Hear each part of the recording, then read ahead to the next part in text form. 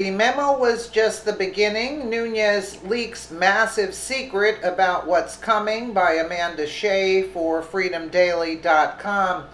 Americans have been on the edge of their seat and patiently waiting for the FISA memo to be released.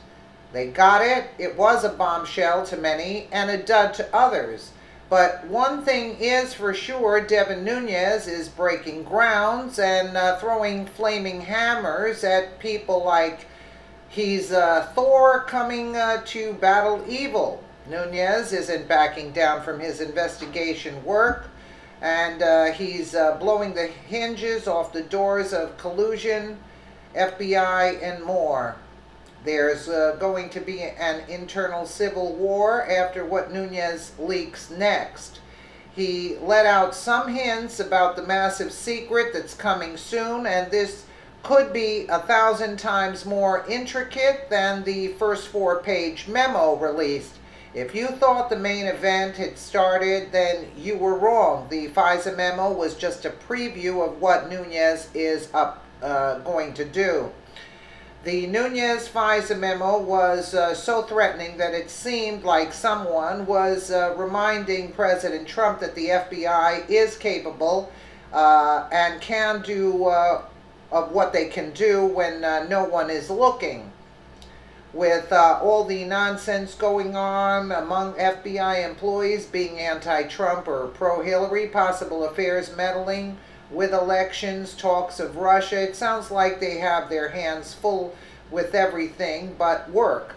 While all of that was going on, there might have been Devin Nunes casually stockpiling information against people in hopes to bring down the House upon corruption. What price is Nunes willing to pay? What will he sacrifice to provide the truth to the American citizens and people around the world? What does Devin Nunes plan to release next?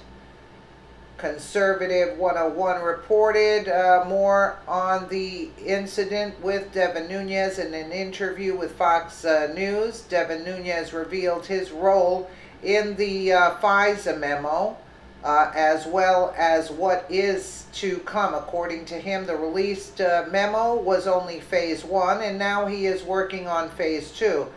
This completes just the FISA abuse portion of our investigation. We are in the middle of what I call phase 2 of our investigation, which involves other departments, specifically the State Department, and some of the involvement that they had in this, said Nunes. The agreement we made with the Department of Justice was to create a reading room and allow 1 member and 2 investigators to read the documents. I thought the best person on our committee will be the chairman of the Oversight Committee, Representative Trey Gowdy. They would come back with their notes and brief the rest of the committee members, explained Nunes. We continue to work towards finding answers and asking the right questions to try to get to the bottom of exactly what the State Department was up to in terms of this Russian investigation, said Nunes.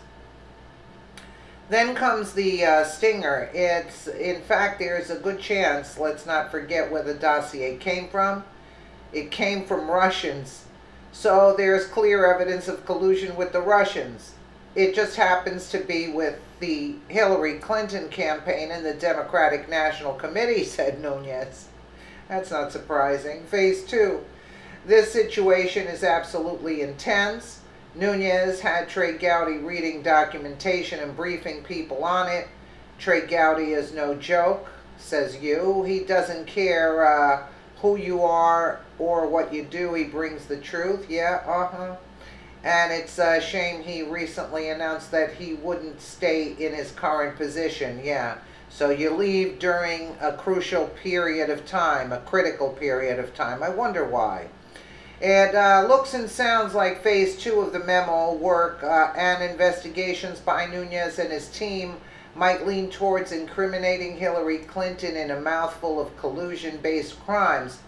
If what Nunes suggests is true, then Americans will get the answers about conspiracies and collusion that they've been waiting for. People who support President Trump will finally be relieved from all the finger pointing coming from angry leftists living in disbelief that Clinton lost to a guy who ran for president for fun. Hillary lost to someone with no experience because she was a very poor candidate, and people became sick of her ultra-liberal, intolerant supporters and their lust for making everything politically correct. Democrats have a very high tendency. I don't really thrill over this article. Very poorly written, I say, at this point. I don't trust Gowdy. Let's just take a little bit and take a little listen here. In charge. Devin Nunes is the chairman of the House Intelligence Committee that released this document. Mr. Chairman, thanks for joining us. Great to be with you, Brett. What do you think the biggest takeaway from this memo is in your eyes? Well, I'm sad that we had to get to this point.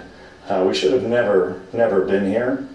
It's unfortunate. I didn't want to have to do this, but the sad part is that I have an obligation to the American people when we see FISA abuse. So these are secret courts that exist to target for foreigners, for catching terrorists, for catching people who might be bad actors. And the American citizens that are represented before this court have to be protected. And the only place that can protect them is the U.S. Congress when abuses do occur. Did you write so the it's memo? not a place we wanted to go. It's not a place we wanted to go, but it's where we had to go. Did you write it? Myself, Trey Gowdy, our two investigators, and then obviously checked by the lawyers and the rest of our committee members. Did you read the actual FISA applications? No, I didn't. And this has been one of these bogus news stories that have been put out.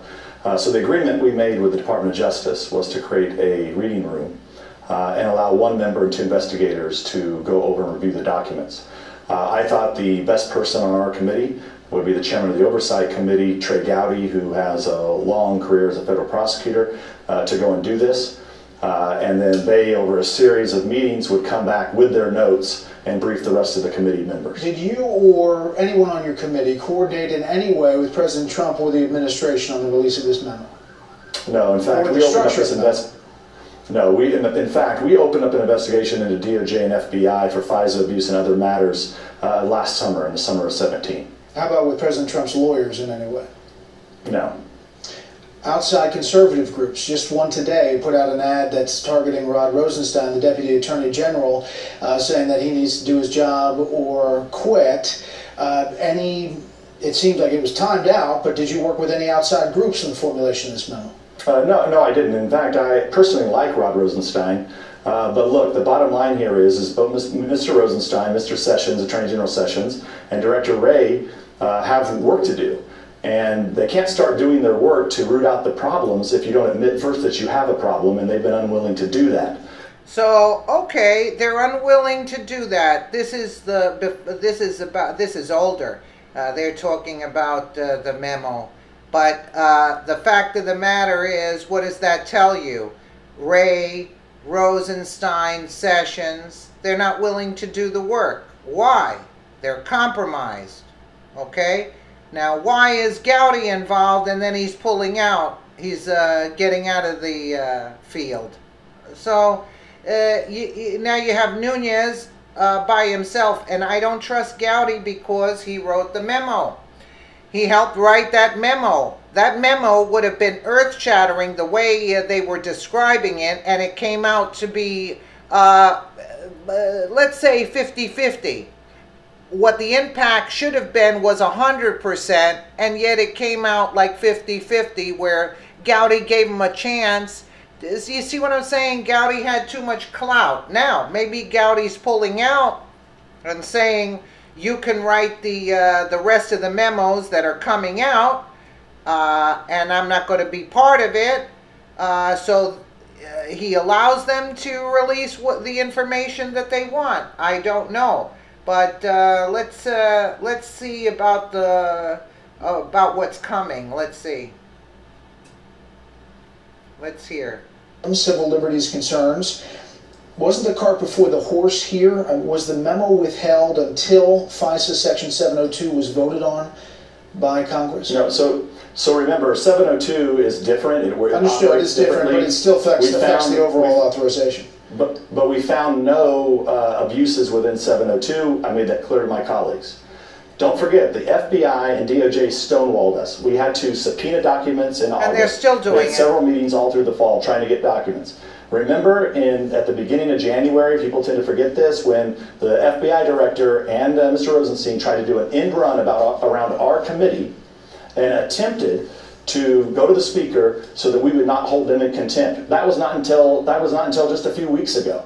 Right. So it took. Let me ask you about that. January 10th, there was supposedly a meeting where Rosenstein comes up to you about document production, and it got fairly heated. Is that accurate?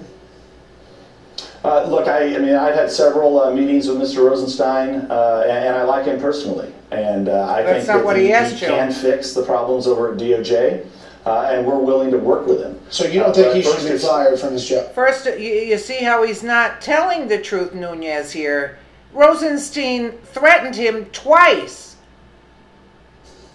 Well, look, that's not my decision. All I can say is that Mr. Rosenstein has a long career. But look, he's never really been in Washington, D.C. But you know there are some members who are using this to question the Mueller investigation. Are you separating the two? No. Well, I think what's happening is I think the mainstream media and the Democrats are tying this to the Mueller investigation because they're trying to perpetuate this nonsense of obstruction of justice because they've left the Russia collusion issue. They know there was no collusion. And you know, I've been saying this for a year now that there's no evidence of collusion. Are there? And that's another thing that I forgot. That Gowdy was saying that no, Mueller's investigation should continue. He praises Mueller. You see why I don't trust Gowdy? And Nunes and Jim Jordan were saying that with the release of that FISA memo, that it would absolutely destroy Mueller's investigation. Yet, why isn't it not destroyed? Because Gowdy was involved in releasing that memo. He was involved in writing it. You see what I'm saying? Now you fast forward. Are there other memos that are going to come out? Are there other memos? You said this was phase one. Yeah, so this completes just the FISA abuse portion of our investigation.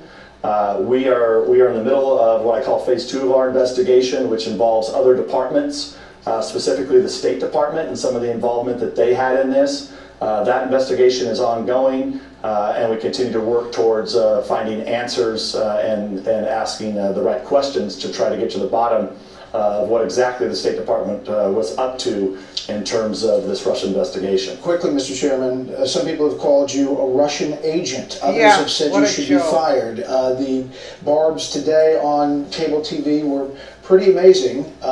Your thoughts in dealing with all of this in the job that you have? Yeah, it's actually quite enjoyable because we have the underlying facts. We've been investigating this for a really long time. So you know that you're over the target when you're being attacked from all sides. Mr. Chairman, we have to leave it there. The computer's going to cut us. That's right. And why are they attacking from all sides? You see? They're playing real dirty and we're playing by the books. I say arrest them and let them explain from jail, from a prison cell. You know, because they have enough information on other things to arrest people.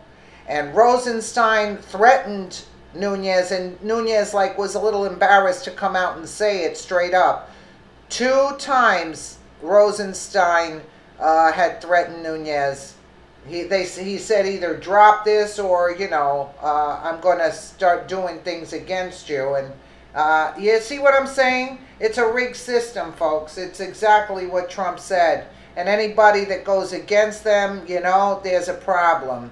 Let me know what you guys think in the comments below. And again, thank you so much for watching.